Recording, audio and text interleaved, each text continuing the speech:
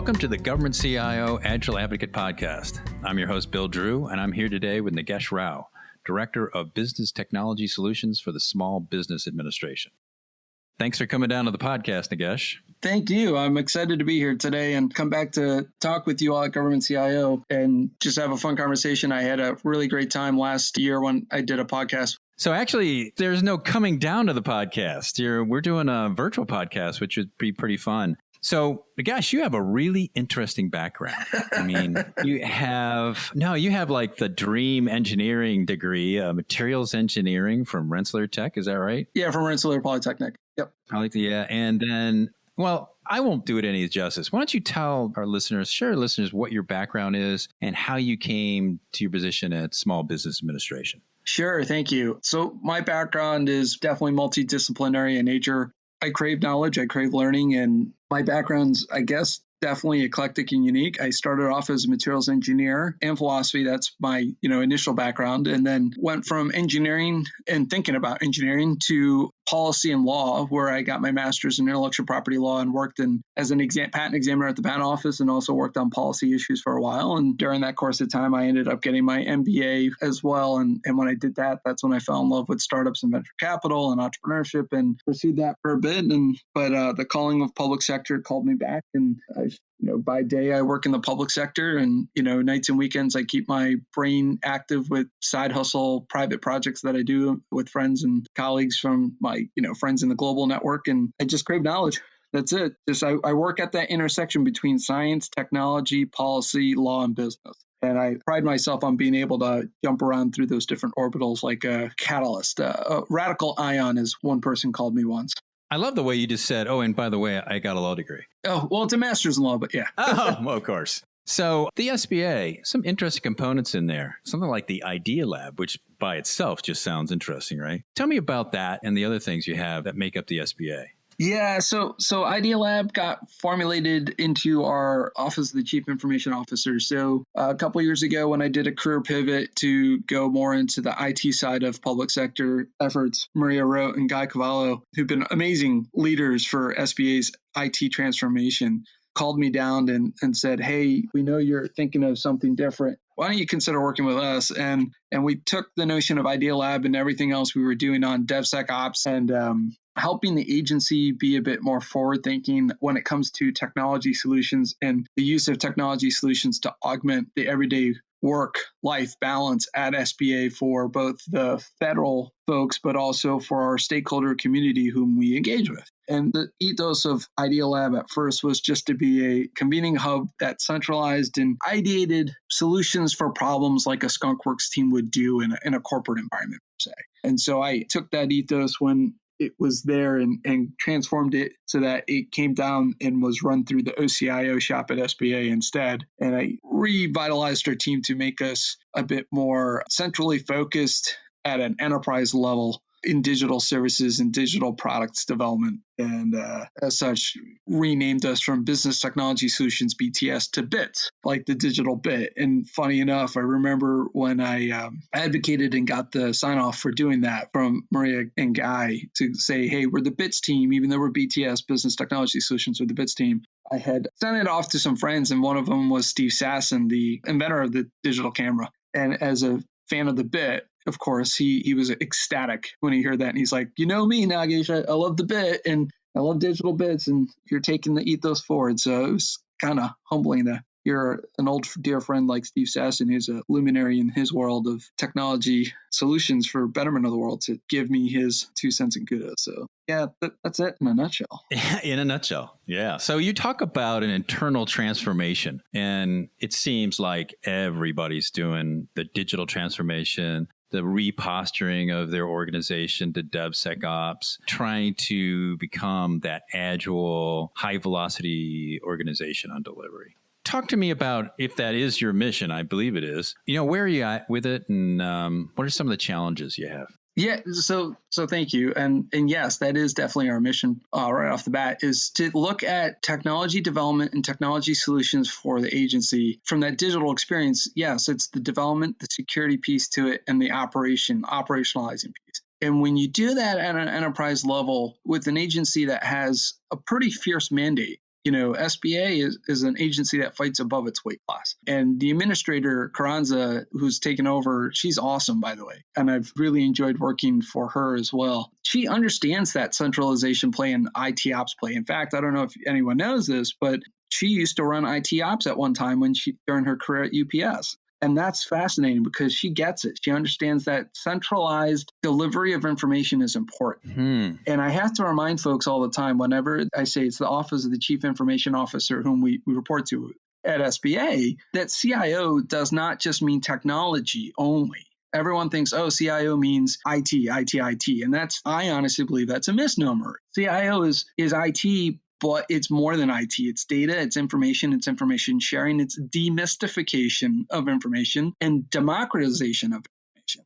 And our administrator at SBA gets that, and she understands that because you can't make better policy decisions without smart information and smart data and data efficacy. But how do you get to that? Well, that comes back down to the DevSecOps model, where you are developing digital tools and digital services and whatnot at a level where you are considering the customer. And the customer from what we call the CX360 experience, where it's not just the federal viewpoint of that information, but the external stakeholders' engagement with that information and being able to harmonize it so that we can actually do something with it. Apples, oranges, whatever it may be, they're fruits, and being able to break down those fruits from a genus perspective to a species perspective is the way I see it. And so that, when you're developing tools and then considering the security posture, because we are in government, and so we have to have risk posture that is a bit more risk averse. And I totally understand it. We take risks, but you take risks that you're calculated and that if you fail, you own the failure and move forward. But you got to keep that security piece in mind and not just make and develop cool stuff because you can do it. You do it because there's a purpose to it. And you do it in a secure manner, and then you operationalize it so people can actually make good use of it. And it's not just some clunky thing that people go, oh, great, they created this digital product, but it does nothing of what I wanted or expected it to do. Right. I love the delivery of the shiny rock, and somebody has to take it because they paid for it and they put it on the shelf and they continue to work around it. That's always great. Oh, yeah. So I'm going to ask this question. I've already given the answer. I know the answer to this question. What's the biggest challenge in transformation in DevSecOps? And you were asking that question earlier, and I apologize for dancing around it. The biggest challenge is getting buy-in and ensuring people understand what you're talking about. So communication, transparency and communication. I think if people had a better understanding, a better appreciation, and for the IT community ourselves, we have to communicate effectively. And that's always a challenge. Excuse me, but gosh, that's a challenge. Well, it is. Oh, absolutely. And it's so why in the beginning, I have my degrees in all those different fields, and I can communicate. I can talk to an engineer like an engineer. I can talk to a legal person like a legal person. I can talk to a business person like a business, right? I can be able to flow communications pretty fluently with those different mindsets. And not most folks can do that. So for leaders like myself and my team, we have to do a better job of doing that and communicating and being transparent so folks understand what's up. You know what I found the most challenging thing about the communication piece was that it's not done early enough, it's not done often enough, and it's not kept up throughout the process. Yeah. So that, people you'll have an executive go, we're doing DevSecOps and let's go.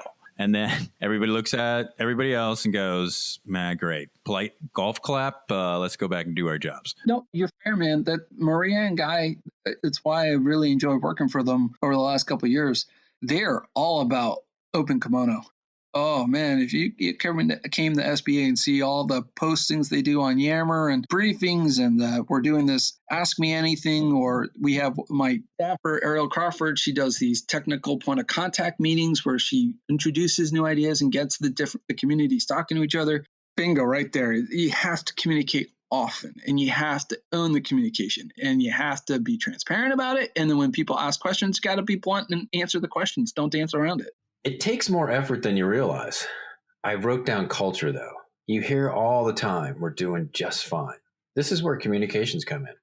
Communications and culture go hand in hand. Yeah, so I think that comes into alignment with just being able to upskill and promote, evolution. I mean, technology, especially digital technology, it evolves so quickly these days. And it helps that the public is much more savvier around technology solutions and due in part to the internet. So it's harder for people to maintain a siloed view, and especially the public sector to maintain a siloed view when everyone else is looking at you with a microscope and going, well, what's going on here?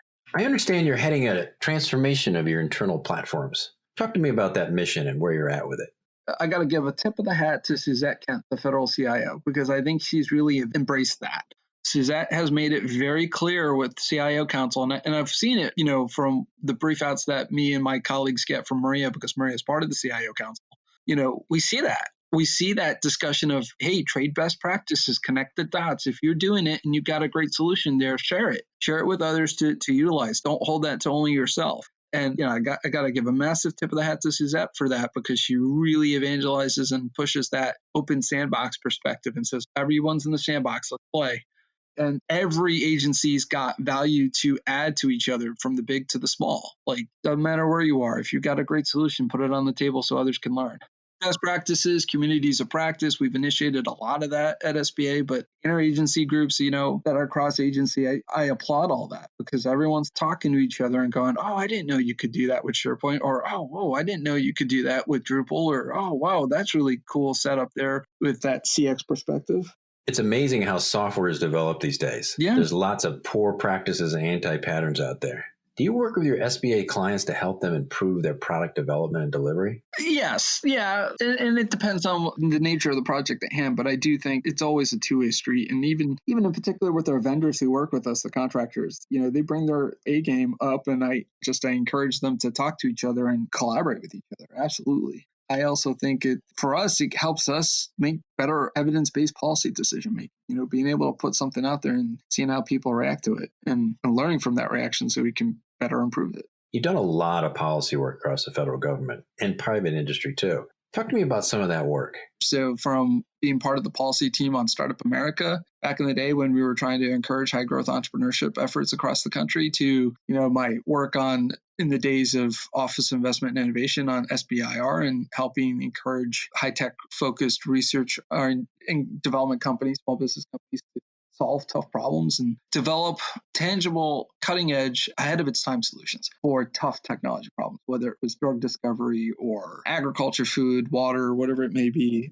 energy, clean energy. So I'm a prior time of my life, I worked in clean energy investments, absolutely. And that's a hard problem. Material science problems are very hard problems to solve, and they usually are capital intensive in nature. And it usually requires some de-risking of the technology. And that requires, in my opinion, the state play a role in that. And the federal R&D apparatus is a very sophisticated one. You don't have the technology evolution that we've had without the state playing a role. Silicon Valley would not have existed without the key investments from the Department of Defense and NASA. And I know that for a fact because I have friends who witnessed it firsthand. And, I got family that was out there during the whole first .com boom. And so I watched it.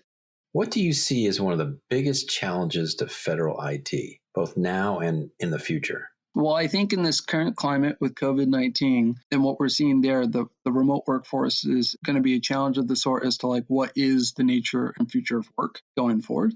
Who and what do we need resource-wise, for folks to be able to do their job effectively? And I think from an IT perspective, it's going to be being able to leverage what we have and be able to accommodate and, more importantly, deliver so that people can actually help our federal employees and colleagues can actually help the American public effectively and do so in a remote setting and not just have to be able to do it in a 9-to-5 office cubicle setting. How has the agency adapted in the face of the pandemic response? I got to give a shout out to my agency leadership again. The work our teams have done, our collective teams have done around PPP and IDLE have been fantastic and amazing. Administrator Carranza has been just fierce and, she's been steady and on it. And my colleagues who've been handling it on the response team, along with me and my team and my colleagues and my bosses, Murray and Guy, they've just been 100 all the way through, just steady, calm leaders. My colleague from SBA, Justin Crossy, really smart guy, and I really loved getting to know him as part of this whole COVID-19 response. This quote still sticks in my head every day, and he says, "Our job as leaders is to calm crises, not create new ones." And he took that from a show, but I just thought it was a fantastic quote when he told that to me. And I was like, you're totally right, dude. Our job as good, strong leaders is to calm the crises, not create new ones. You've got a lot going on and making an impact at SBA and beyond. How do you see this impacting the agency in the long term? I always built a 3 to 5 year plan. I said, look, this is what I'm building. This is what I'm doing. And I said, it's going to live beyond me. That's always been my philosophy. My prior life with SBIR, I said, this is going to live beyond me. You all are going to be the champions taking it forward. And that's what I did. I built it out with the previous leadership, said, here we go. Here's the foundation. Here's your North Star. I stayed in it 4.5 years, got them to their North Star that they needed to do. And I said, you have now a very strong foundation. Go forward. Go architect the path forward, but you're there. And it's the same I'm doing with my team, and my team has been great about it. They get it.